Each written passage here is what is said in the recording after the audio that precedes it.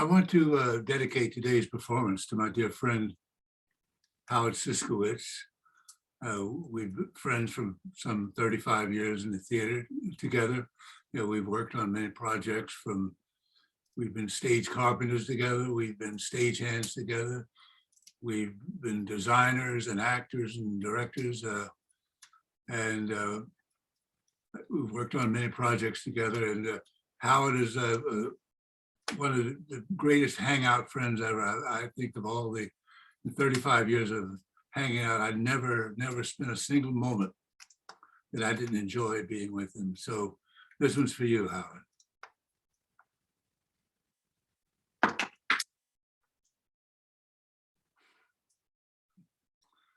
All summer long, old man Tally kept asking me, "Your mama find that baby yet? Your mama find that baby yet?" He is like all the rest of these old people around here, ignorant. Now, I've seen hogs getting born, cats, calves, dogs too, everything. Old man Tally must think I'm some dumb Tar Heel. I seen them animals screwing. I know what it takes to get born, whether you are a dog, a hog, or a citizen of Hanover County, Virginia. Now, I worked for old man Tally all last summer. I used to like him because he would look like Santa Claus if you painted him red and he grew a beard on his face. Now, he's got white hair, a pot belly, and he just turned 70. Now, if that ain't Santa Claus, I'll kiss yo you know what. Now, I probably would still like him if he weren't so stingy. Now, he don't pay me but 25 cents a day, which is less than the colored boys get. James Carter gets $3 a day, and he's a year younger than me. He's 9, but he don't go to school. Now, them coloreds stick together, and if they don't get $3 a day for boys and $8 a day for grown-ups, they will not work for you, none of them. It makes me sick to think of myself as less than black boys. But Mama told me I gotta work for old man Tally, so I did. She needs the money.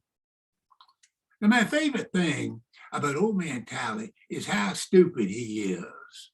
Now, I done been on this earth 10 long years before I see a grown man who is dumber than me.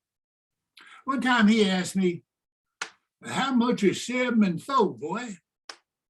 He was milking his cow at the time, and he can't do arithmetic without counting on his fingers. One time he said to me, "What them football players doing when they all stick their heads together and you can't see nothing behind thoughts?" Stupid. Right after we started back to school in September, Mama found her darned old baby, a little girl by the name of Maisie. That baby ain't nothing but a lot of trouble. Mama is all the time hollering at me to get more stove wood to keep the baby warm. Now, Peg, my big sister, stays busy changing them little britches and washing the mess off of them. Now, Peg is 12 years old, and she needs to start practicing up minding a child. Now, I'm 2 years younger than her, too young to be working so hard. Now, our shack got more crowded up when somebody give Mama a baby crib and a playpen. Now, we got 7 of us living in 3 little rooms. And the front room is the bedroom. Mama, Peg, and sometimes Maisie sleep on the bed. Me and my little brothers, Swift and Mousy, they sleep on the floor on pallets made out of green army overcoats that Uncle Jack, Uncle Wesley, and Charlie Boy give us when they come home from World War II. Now, Daddy sleeps in the middle room on the settee with his socks on. Now, the other room is the kitchen, which has a table where I do my homework at. I try to get all my homework done at school because I can't half see to write my homework with just the light from a kerosene lamp. Now then there's a Johnny house halfway down the hill. At the bottom of the hill is a spring where we get our water from. A snake lives in that spring, but he don't ever bite nobody. Along about Halloween, Mama was back up on her feet and all that baby stuff is over and done with. The president, I start seeing advertisements in the Richmond News Leader about Christmas. Every chance I get, I go through the news leader and count how many pictures they got of Santa Claus. And I like the pictures of Christmas trees and reindeers, but it is the pictures of Santa Claus that I really like. Now, Mom and Daddy don't know it, but I ain't believed in Santa Claus since I was 7 years old. Now, that year, I woke up and seen Mama and not Santa Claus putting stuff in our stockings. Now, Santa Claus has always come, no matter how broke Daddy is. Our stockings have oranges and apples and raisins, pecans, and some candy. Now, under the tree, maybe a yo-yo, a bolo bat, some socks, a shirt, and something like a cap pistol, a slinky. Now, around Thanksgiving time, Mama always says something like, Santa Claus looked mighty poor this year, but he's gonna try to have something. But this year, she don't have nothing to say, just Maisie is a Christmas present for all of us this year. I hate Maisie. She's always yelling and crying and peeing. Now, nothing is more prettier to me than the green and blue fire coming off electric wire while it's burning off the insulation. It tells me Christmas is a coming and the geese is getting fat.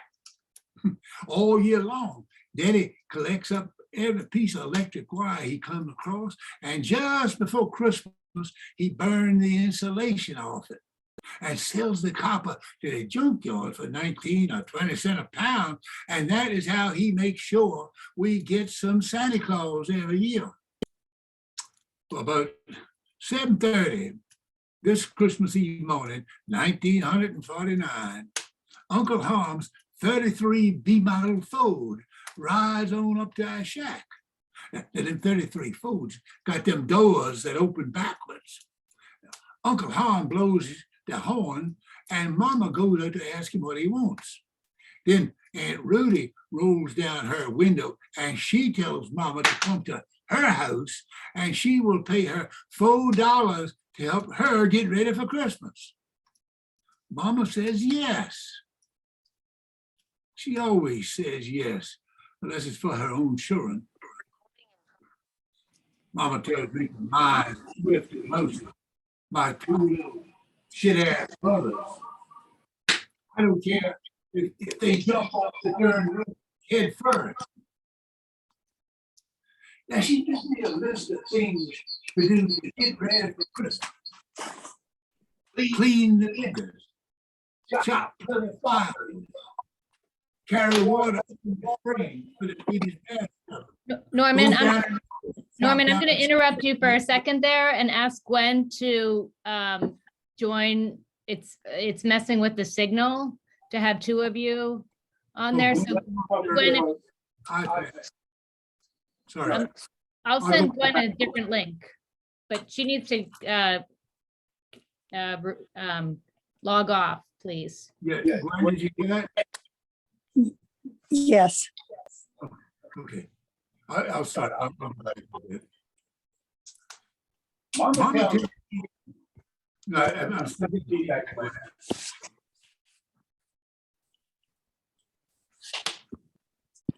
Are you turned on? No.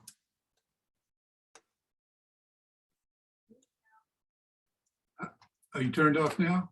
I think you are. Okay. Mama tells me to mind Swift and Mosey, my two little shit-ass brothers. I don't care if they jump off the darn roof head first. Now, she gives me a list of things to do to get ready for Christmas. Clean the windows, chop plenty of firewood, to carry water up from the spring for the baby's bathtub, go down in the woods and chop down a cedar for a Christmas tree. Now I try to get Swift and Mercy to do some of the work, but without mama or daddy that'll beat them, they won't do a darn thing.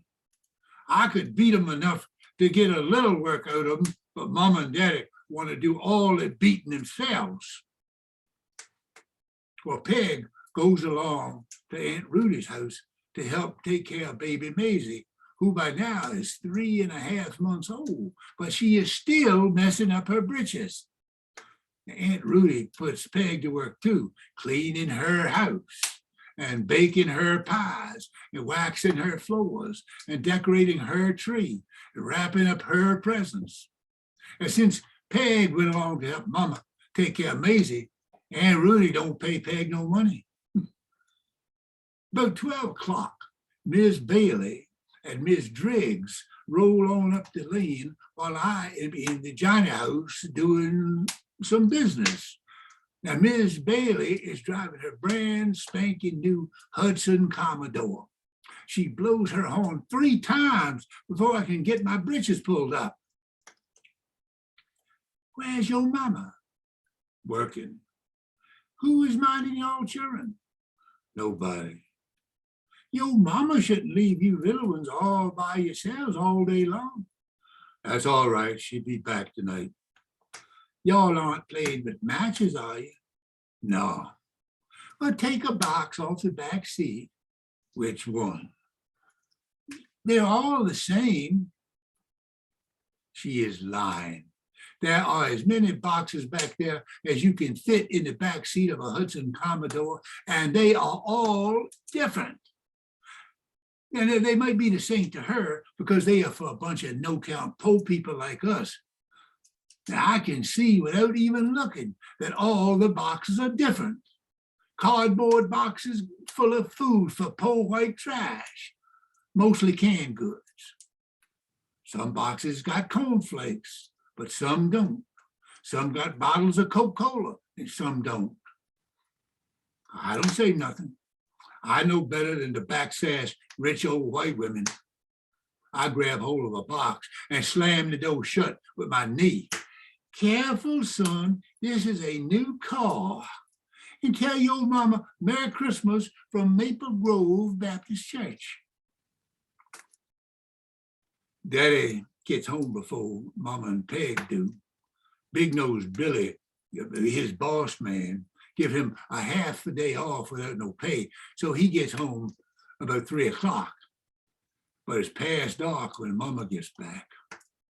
Mama gets straight in the bed and gives the baby some titty and goes to sleep with a diaper still covering up her chest so that us boys can't see what it looks like. Now, she don't usually take too many naps. When she does, she just rises back in her chair and she calls it resting her eyes.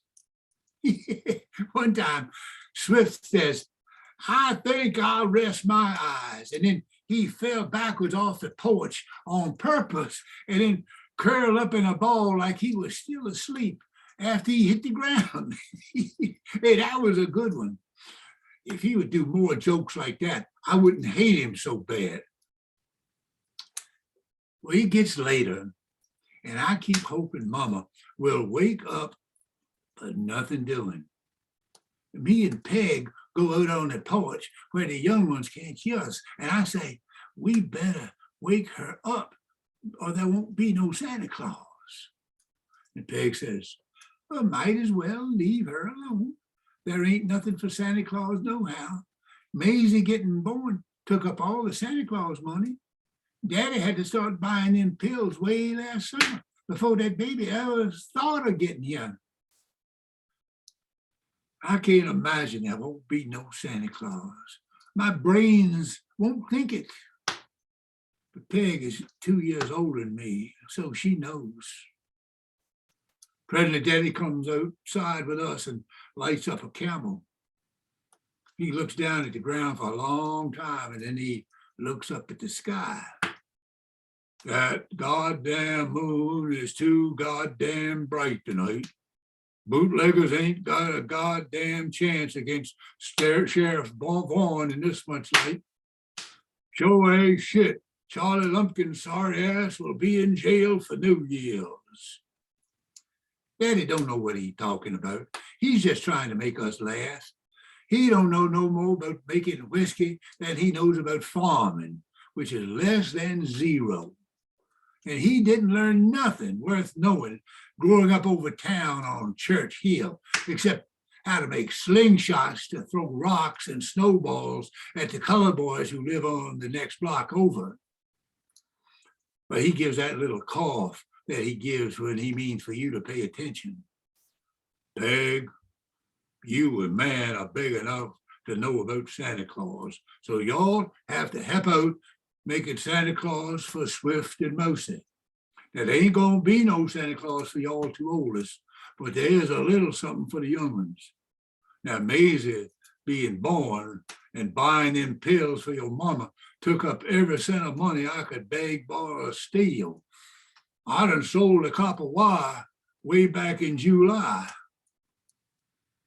Then he pulls his hand out of his breeches pocket and hands a dime to each one of us. That is the best I can do this year. And Mama wakes up and does some moaning. She drops some bloody rags in a bucket from under the bed, and Daddy starts jumping around and yelling at me, "Get in the truck, boy. Help your mama, Peg. Get some more rags. Me and Man are going to People's Drugstore. She's out of pills." Then he goes tear-assing out to his truck that's parked on the top of the hill and jumps in and lets off a handbrake, and it commenced to roll down the hill. But the truck is Black Lady, a rusted up old black 37 Ford 1.5-ton stake body, and it's in bad shape.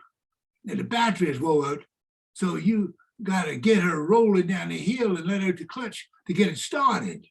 Well, Daddy beats me to the truck, and it's just starting to roll when I get there. So I jump up on the running board and get the door open like I'm Roy Rogers saving a stagecoach with runaway horses. But Daddy pops the clutch, it starts up, and he drives as fast as that old rattletrap will go. And the headlights ain't so bright, and Daddy's eyes are going back on him. So we run in the ditch, I don't know how many times. I hope that Lus Clark ain't lying drunk by the side of the road where he sometimes does. If he is sure Lord gonna be dead for Christmas. Even with all the careless and reckless driving, we make it to the city limits in a half hour or so.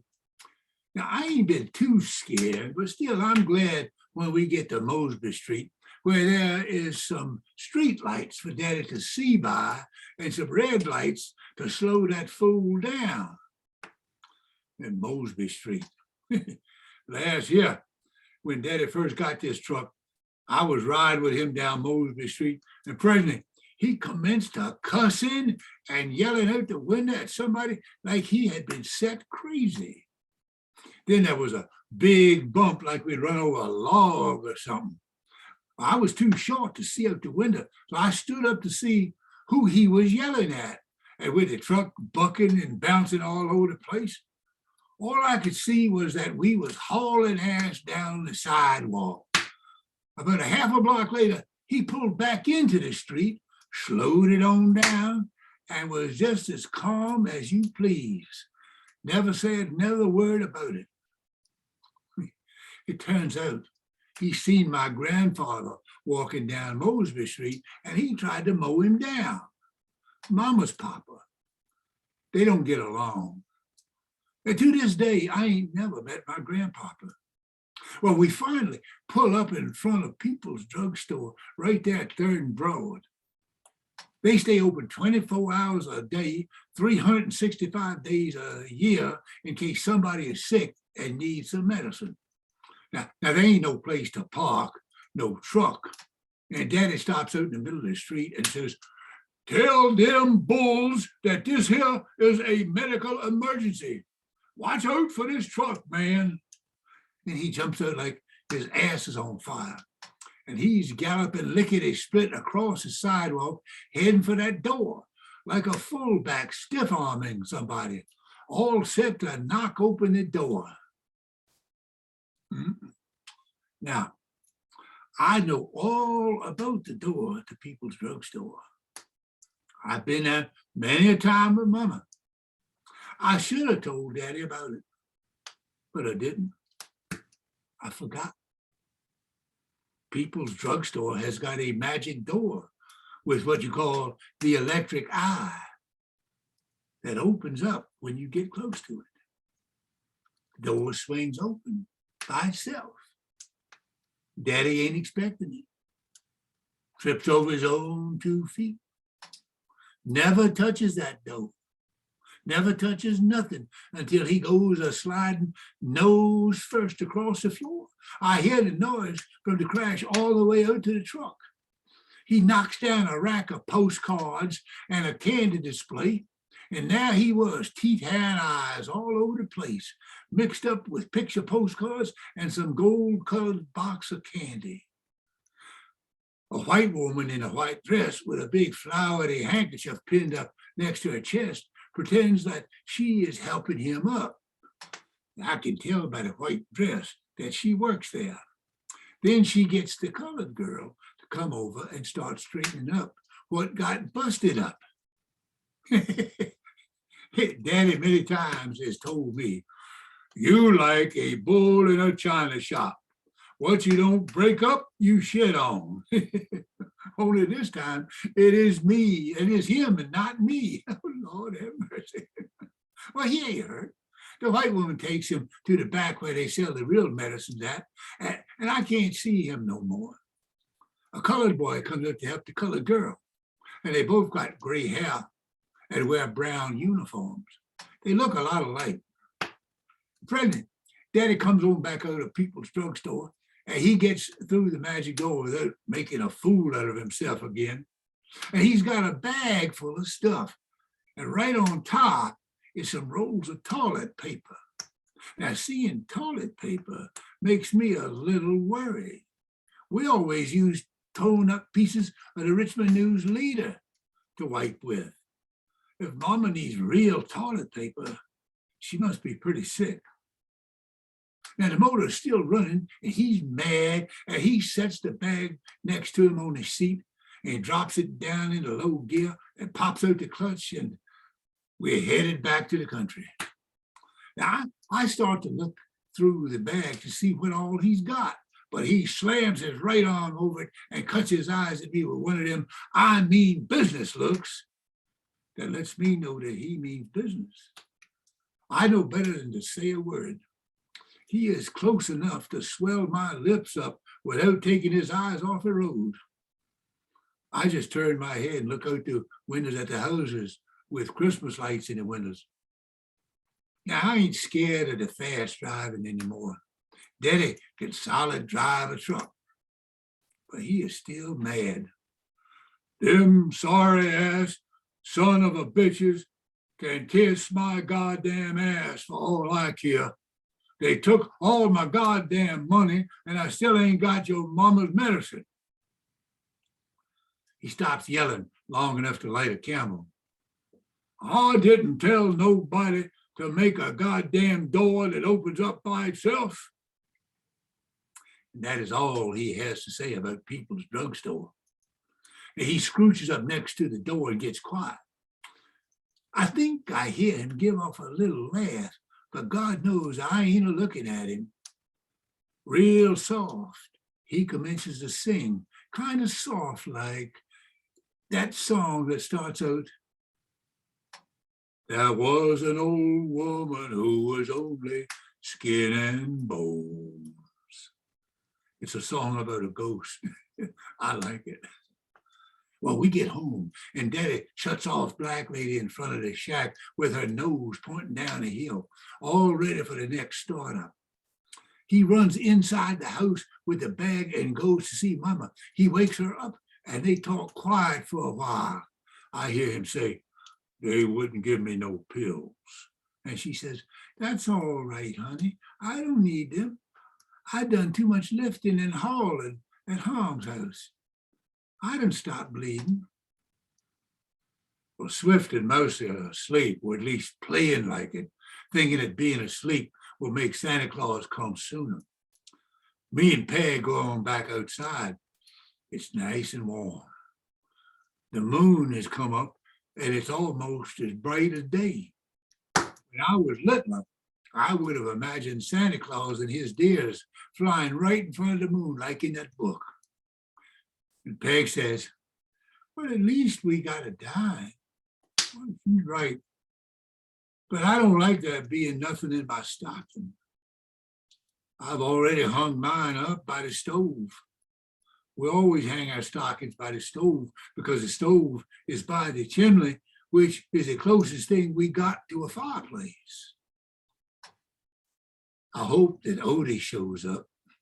Sometimes he drops by on Christmas Eve. I like everything about him from his name on down. His name is really Otis, but everybody calls him Odie. Odie Wheat. I think that's real funny. Two kinds of grain, oats and wheat. Daddy don't think it's funny. City slicker. Well, I call Odie my cousin, but he's really not. He's just married to my sister, he's just married to Shirley, who is my real cousin. He's only the one in Hanover County who treats us like we're white people. He will come inside our shack and sit down in a chair and talk to Daddy and Mama like they're real people. Nobody else does that. Not kin people, not church people, and not the teachers from school. When they're talking to us, they always let you know that they are talking to white trash. Now, Odie came last Christmas Eve about bedtime. He was about half drunk, and he's got a guitar. He was just learning how to play. He gives all us children $50 a piece and gives Daddy a jar of white whiskey. He didn't give Mama nothing, but I don't think she minded as long as us children got something. Now, he held up that guitar and yelled, look what Santa Claus brought me. And Mama asked him if he knew any Christmas songs. And he popped out a big hee-haw and said, no, the only 3 songs I learned so far is Shackles and Chains, Hillbilly Music's Gone to Town, and I know where you're married, but I love you still. But tell you what, let's all sing the old rugged cross together without me picking. And he knew that was Mama's favorite. So that's what we did. And then he jumped back in his 40 Ford and scratched gravel. But he don't come this Christmas Eve of 1949. On Christmas morning, I don't feel like getting up. Peg must have got up earlier because there ain't nobody in the big bed. I hear Swift and Mousy yapping and oinking in the next room. I'm the last one to get up. Swift and Mousy are going through their stocking, are squealing about this, that, and the other thing. A yo-yo, a tangerine, the Crayolas, a walnut. Give me that. That's mine. It don't make me feel no better that they are having a good time. I'm sorry I feel that way.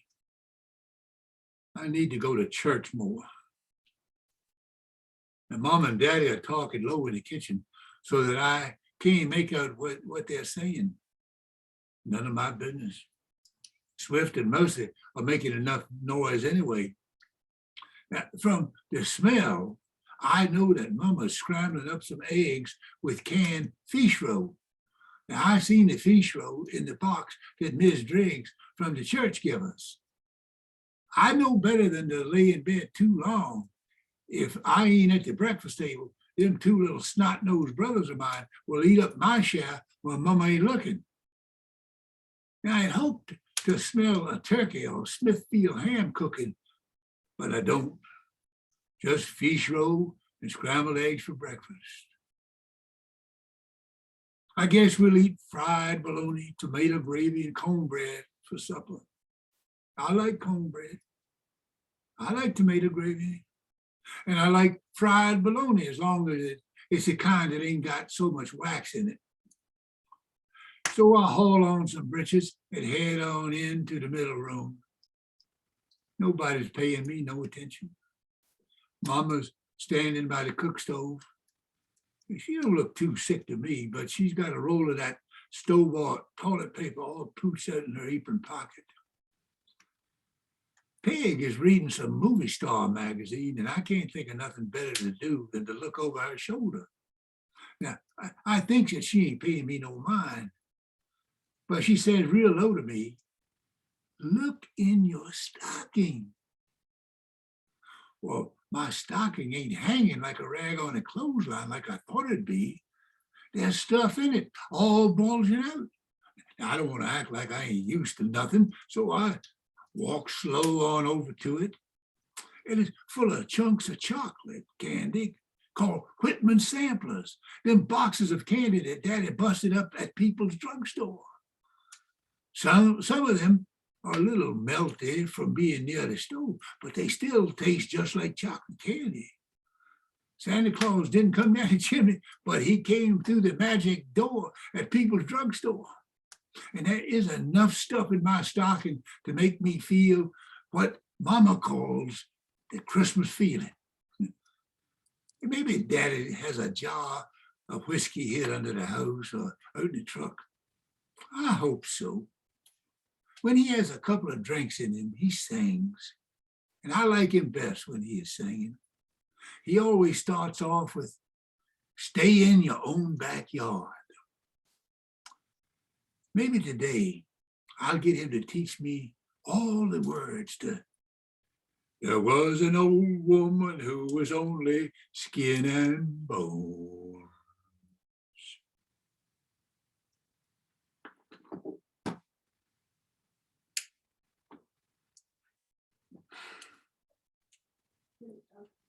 Nice.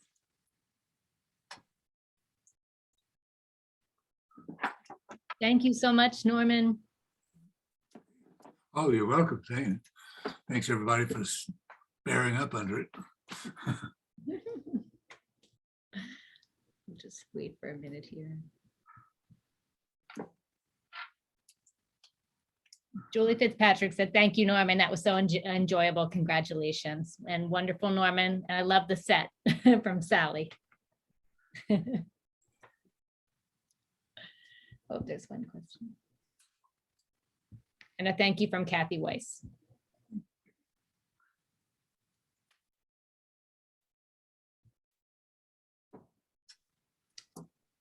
Wallace Norman says, "Bravo, well done. Lovely, thanks and congrats." That's from Elizabeth Wolf.